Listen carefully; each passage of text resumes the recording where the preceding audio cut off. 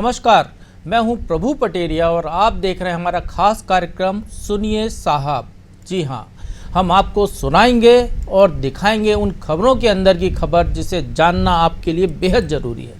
हम जाएंगे ऐसी खबरों की तह तक जहां तक आप जाना चाहते हैं। हम करेंगे ऐसी खबरों की पड़ताल जैसा आप चाहते हैं। तो सुनिए साहब, आज भी हम उन बड़ी खबरों की पड़ताल करेंगे, उनकी तह तक जाएंगे और उन खबरों के अंदर की खबर निकालेंगे जो इन दिनों सुर्खियों में है। तो पहली खबर होगी संविधान, शपथ और सवाल। तो दूसरी खबर होगी आपातकाल, अब संविधान हत्या दिवस। अगर पहली खबर की बात करें तो मध्य प्रदेश में माननीयों को उस पद की शपथ दिलाई जा रही है जिसका संविधान में जिक्र ही नहीं है। लेकिन ऐसा हो क्यों रहा है, इस खबर के अंदर की खबर हम आपको बताएंगे। वहीं दूसरी खबर मोदी सरकार के उस फैसले की है जिसके जरिए बीजेपी ने विपक्ष के संविधान बचाओ के नारे की काट निकालने की कोशिश की है। तो चलिए सबसे पहले चलते हैं पहली खबर पर।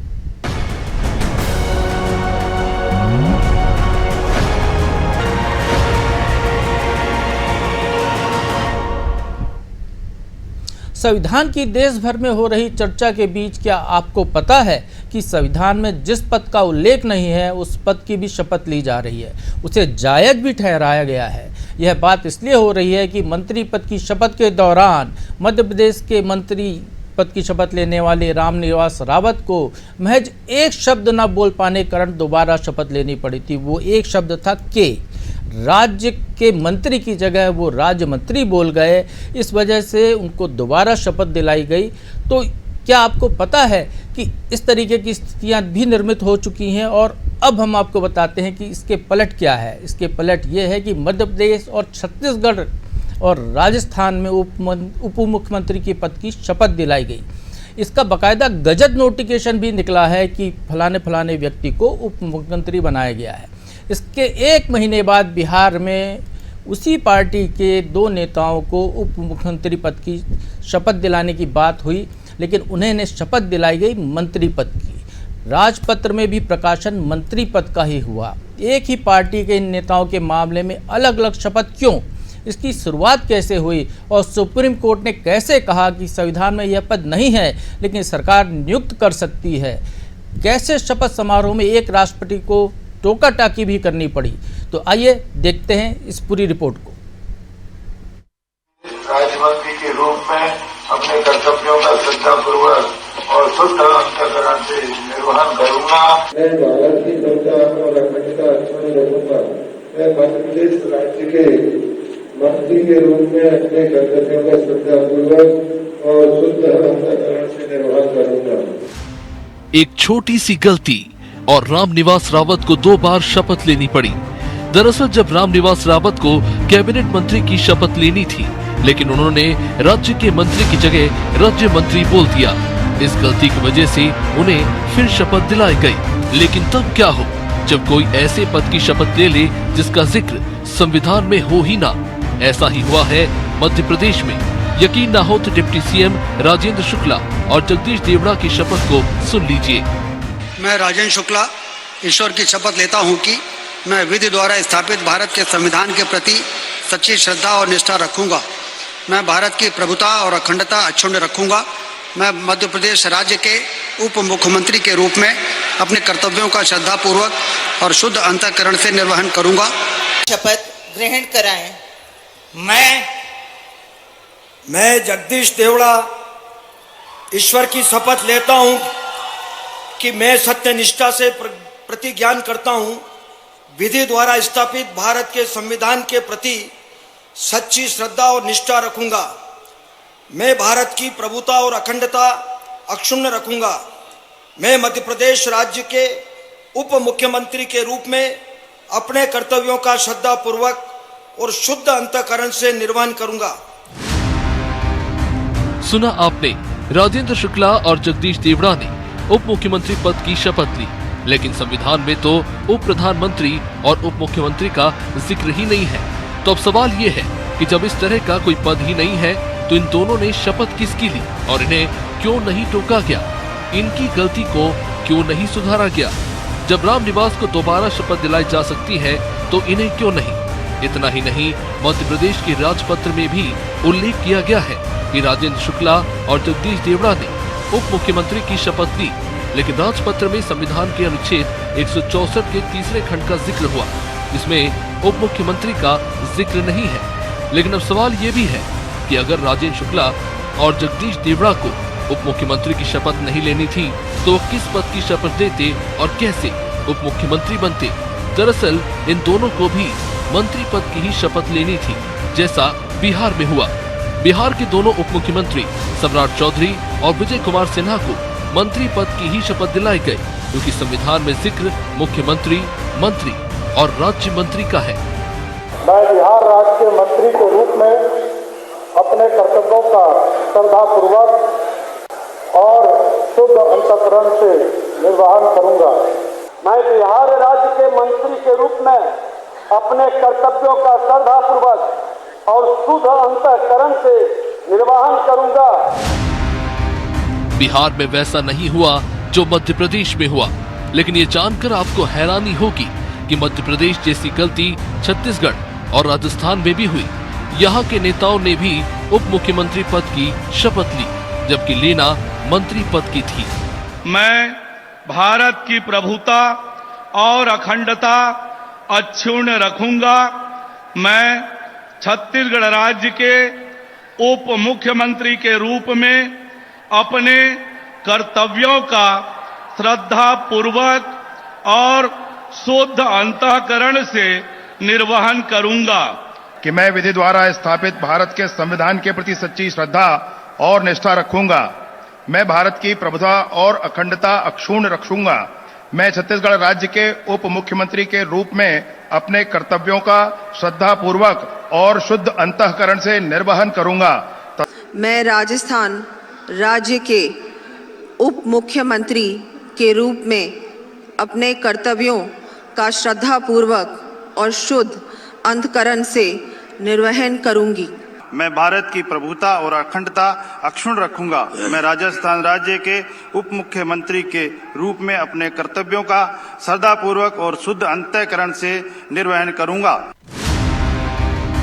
एक वाकया है, जब देश के पूर्व उप प्रधानमंत्री देवीलाल चौधरी शपथ लेने लगे तो उन्होंने उप प्रधानमंत्री का जिक्र किया। तब के राष्ट्रपति आर वेंकट रमन ने उन्हें टोक दिया। फिर भी देवीलाल ने अपने आप को उप प्रधानमंत्री बताते हुए शपथ ली, यानी वेंकट रमन उन्हें टोकते रहे, वो स्वयं को उप प्रधानमंत्री बताते रहे। वेंकट रमन इसलिए टोक रहे थे क्योंकि संविधान में ऐसा कोई पद नहीं। मध्य प्रदेश में भी राजेंद्र शुक्ल और जगदीश देवड़ा ने भी यही किया, बस फर्क इतना है कि इन्हें किसी ने नहीं टोका। मैं भारत के प्रभुता और अखंडता अक्षुण्ण रखूंगा। संघ के उप प्रधानमंत्री के रूप में अपने कर्तव्यों का श्रद्धापूर्वक और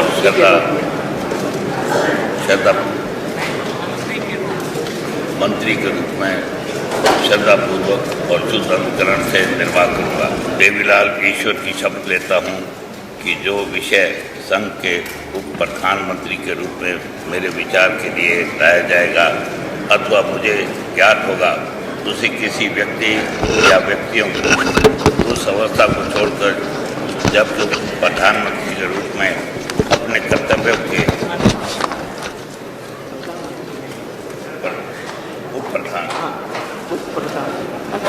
उप प्रधानमंत्री के रूप में अपने कर्तव्यों के उचित निर्वहन के लिए ऐसा करना अपेक्षित हो, अन्य अवस्था में मैं प्रत्यक्ष अथवा अपरोक्ष रूप में सूचित या प्रकट नहीं करूंगा।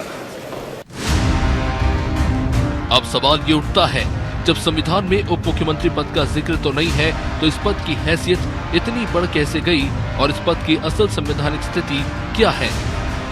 संविधान के अनुच्छेद 163(1) में कहा गया है कि मुख्यमंत्री के नेतृत्व में एक मंत्री परिषद होगी जो अपने कार्यों के निष्पादन के लिए राज्यपाल को सलाह देगी। 164 में भी मुख्यमंत्री और उनकी मंत्री परिषद के बारे में विस्तार से बताया गया है, लेकिन उप मुख्यमंत्री के नाम का जिक्र नहीं मिलता है। इस लिहाज से तकनीकी तौर पर उप मुख्यमंत्री की हैसियत केवल एक कैबिनेट मंत्री की होती है।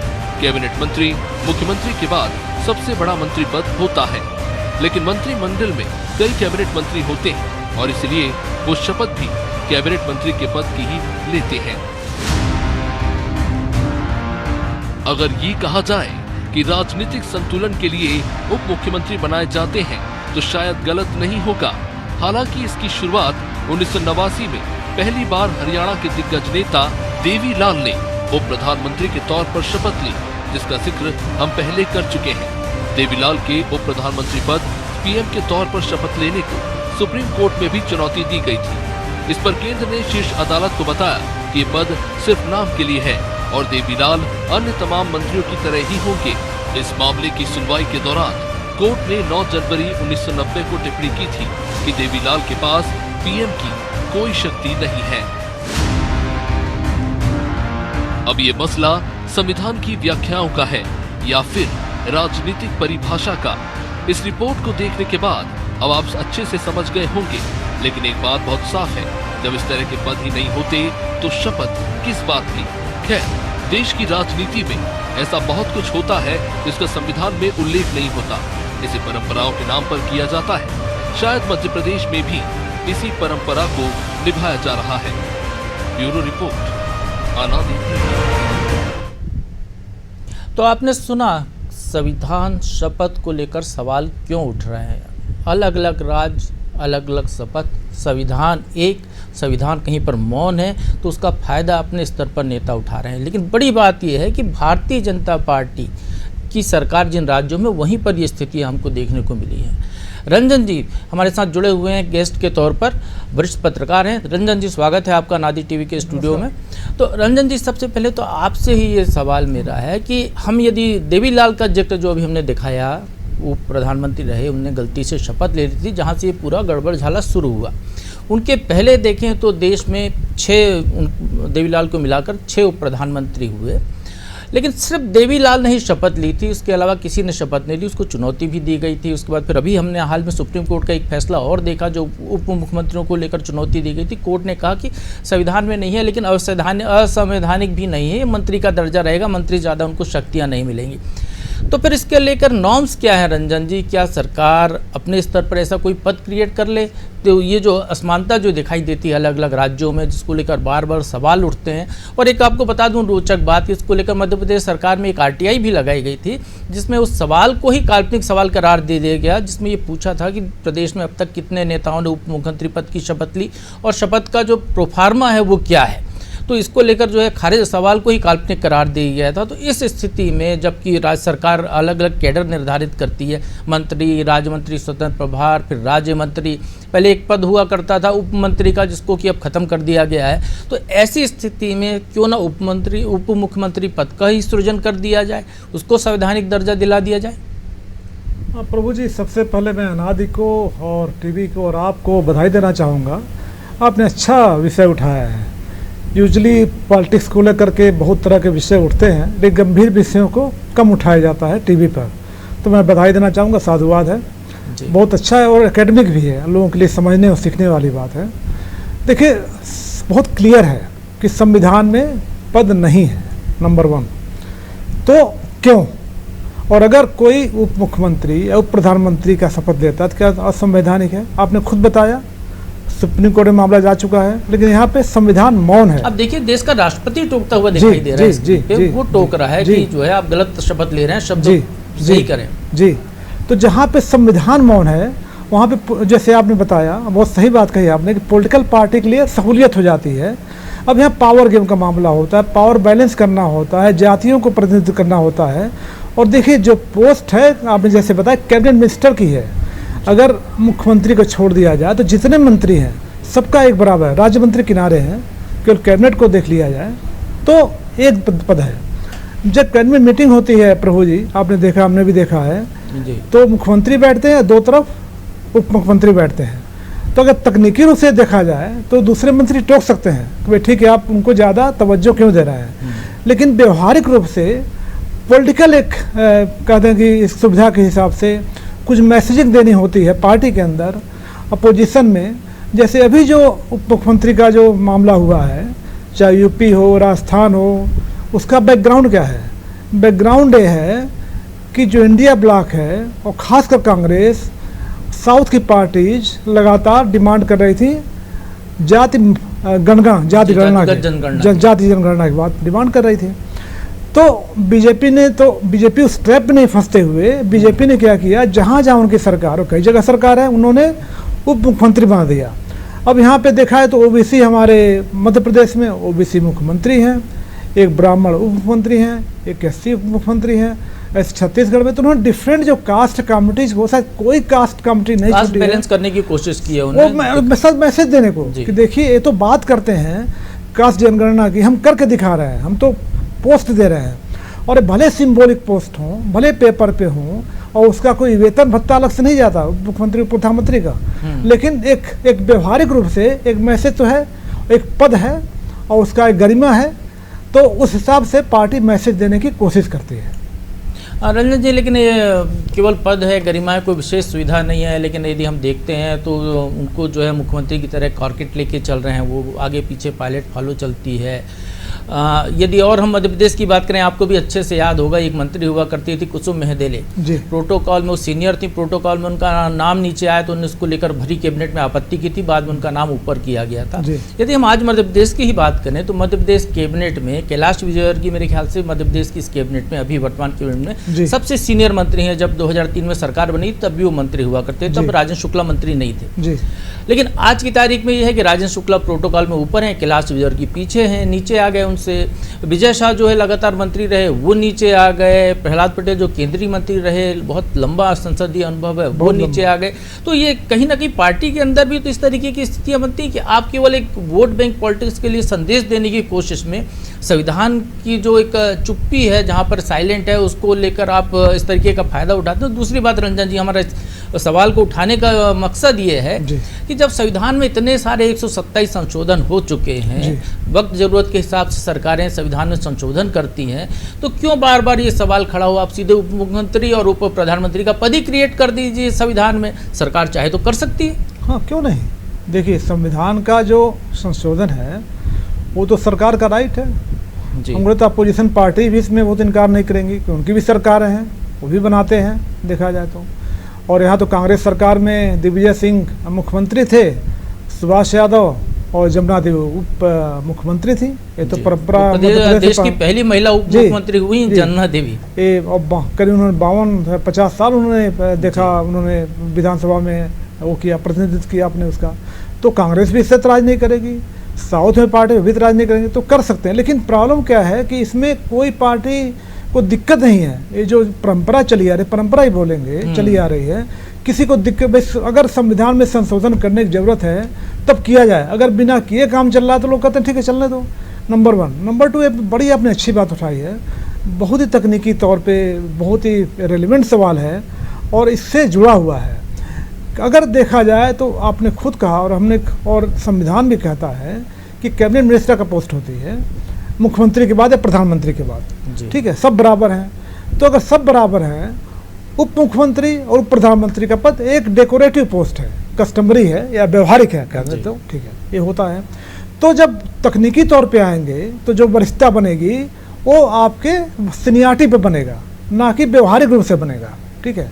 तो उससे आप देखा जाए तो कैलाश विजयवर्गीय या प्रहलाद पटेल, इनका पद ऊपर होता है। जैसे गोपाल भार्गव ही, अगर विधानसभा में बैठने की जब व्यवस्था होती है, आपने देखा है प्रभु जी लगातार कवर करते हैं विधानसभा, वहाँ जो बैठने की व्यवस्था भी होती है वो भी सीनियरिटी के हिसाब से होता है। अगर आप मंत्री नहीं है तो कहाँ बैठेंगे? जी बिल्कुल, अगली पंक्ति में, पिछली पंक्ति में, बहुत व्यवहारिक, बहुत ही। तो रंजन जी, इसका मतलब ये माने कि इसको लेकर कुछ ना कुछ व्यवस्था करनी चाहिए सरकार को, अधिकार है उनके पास, सक्षम है वो, तो ऐसी स्थिति बना दें कि भविष्य में इसको लेकर सवाल ना उठें। और ऐसा ना हो कि आप कहीं पर उप मुख्यमंत्री की शपथ दिला रहे हैं और दूसरे राज्य में जहां पर आप गठबंधन किए हैं तो वहां आपके उप मुख्यमंत्री को मंत्री की शपथ दे जा रही है। चलिए, बहुत अच्छी तरीके से आपने इस खबर को विस्तार से समझाया। अब हम बात करते हैं दूसरी खबर की। दूसरी खबर पर हम जब जाते हैं तो भारतीय जनता पार्टी ने एक बार फिर विपक्ष के अभियान संविधान बचाओ को लेकर आक्रामक रवैया अपनाया हुआ है। केंद्र सरकार ने 25 जून को संविधान हत्या दिवस घोषित कर दिया है। इसके लिए बाकायदा नोटिफिकेशन भी जारी कर दिया है। 25 जून 1975 को तत्कालीन प्रधानमंत्री इंदिरा गांधी ने देश में आपातकाल की घोषणा की थी। इसके पहले संसद में राष्ट्रपति के अभिभाषण पर धन्यवाद प्रस्ताव पर बहस के दौरान भी बीजेपी ने हर मोर्चे पर इमरजेंसी की भर्त्सना की थी।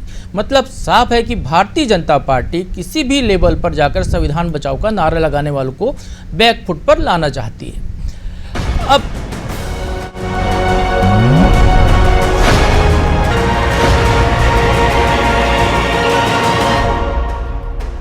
हमारा लक्ष्य, सबका लक्ष्य इस संविधान को बचाने का है, इस संविधान की रक्षा करने का है।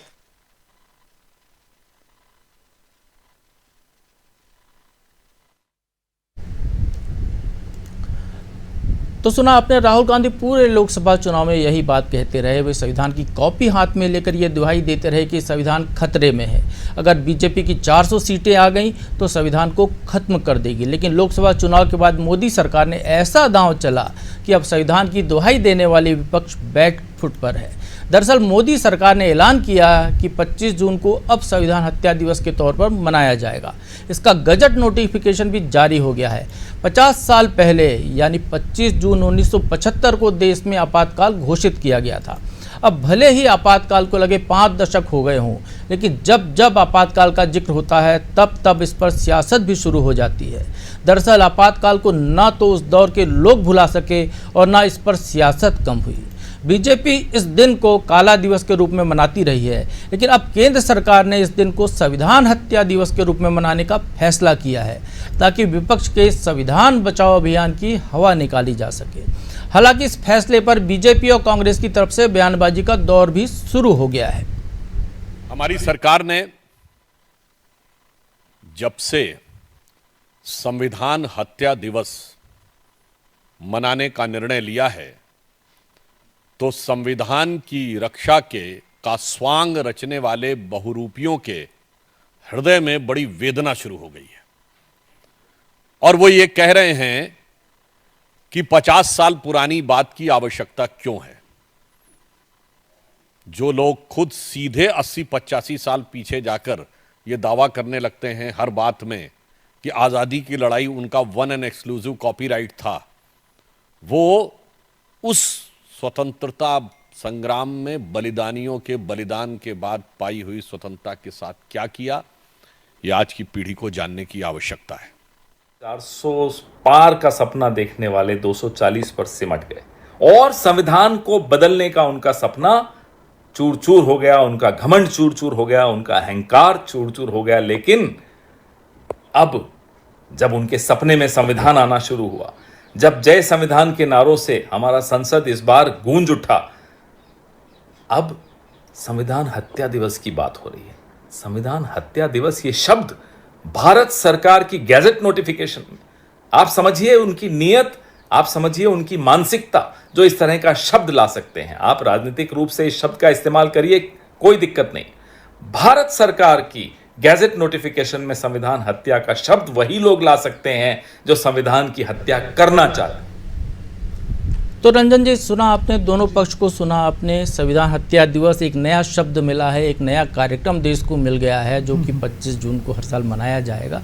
इसको कैसे देखते हैं आप, जबकि भारतीय जनता पार्टी है और विपक्षी दल जिनने इमरजेंसी को भोगा है, जिनने उसके खिलाफ काम किया था, इमरजेंसी को हटाने के लिए मेहनत की थी, वो अभी तक जो है आपातकाल दिवस या आपातकाल की बरसी मनाते रहे। अब संविधान हत्या दिवस सरकारी तौर पर आयोजित होगा, इसका क्या प्रभाव पड़ सकता है? सकारात्मक प्रभाव होगा या दुष्प्रभाव पड़ने का अंदेशा है? नहीं, देखिए, पॉलिटिक्स पूरे संविधान के इर्द गिर्द घूमने जा रही है।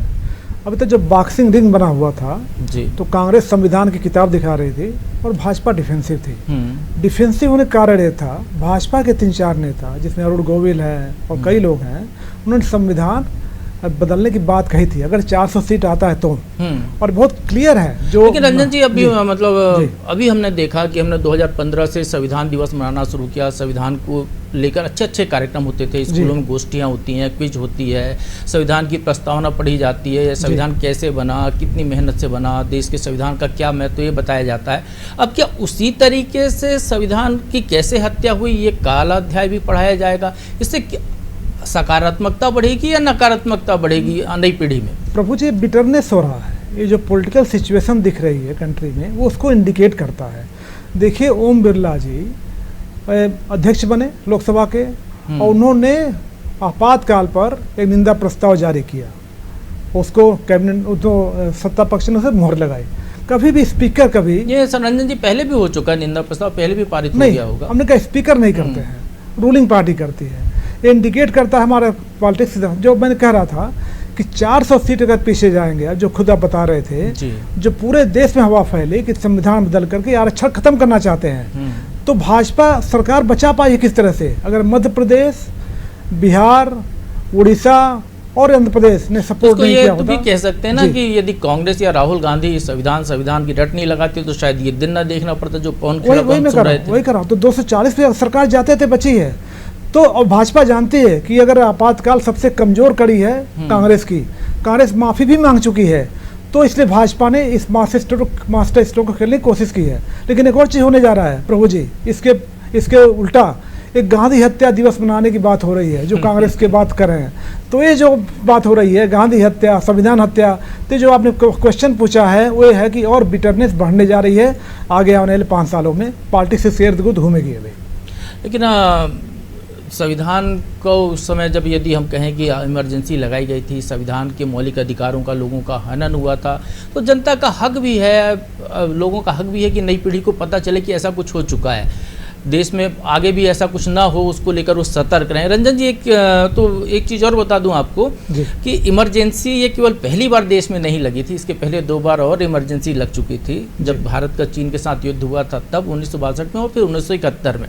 लेकिन उस इमरजेंसी में नागरिक अधिकारों का ऐसा मर्दन नहीं हुआ था जैसा कि इस इमरजेंसी में हुआ था। तो शायद इसी को लेकर इतनी कड़वाहट है, इसी को लेकर ये हो रहा है। तो जानने का हक तो है नई पीढ़ी को कि हुआ क्या था। नहीं, बिल्कुल सही बात है, लेकिन किस तरीके से उसका नैरेटिव क्या सेट किया जा रहा है? अगर संविधान को एजुकेशन के तौर पे बता रहे हैं आप, तो सिलेबस में ला दीजिए, कोई दिक्कत नहीं है।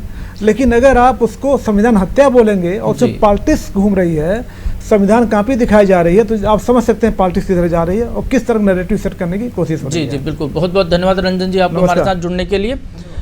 तो विपक्ष ने हाल ही में संसद में संविधान को लेकर हर दिन प्रदर्शन किया था। राहुल गांधी, अखिलेश यादव समेत विपक्ष के ज़्यादातर सांसदों ने संविधान की कॉपी को लेकर शपथ ली। खैर, अब आपको ये समझ आ रहा होगा कि मोदी सरकार ने ऐसा क्यों किया, इसके पीछे का मकसद क्या है। कुल मिलाकर कहें तो बीजेपी ने इतिहास के अध्याय के सहारे भविष्य की राजनीति को साधने का काम किया है। अब इससे बीजेपी को कितना फायदा होगा, कांग्रेस को कितना नुकसान, ये तो समय ही बताएगा। सुनिए साहब में आज इतना ही। अगले हफ्ते हम फिर मिलेंगे कुछ नए सवालों के साथ, नए बिंदुओं के साथ, फिर करेंगे आपसे चर्चा। तब तक के लिए दीजिए इजाज़त, बने रहिए अनादि टीवी के साथ।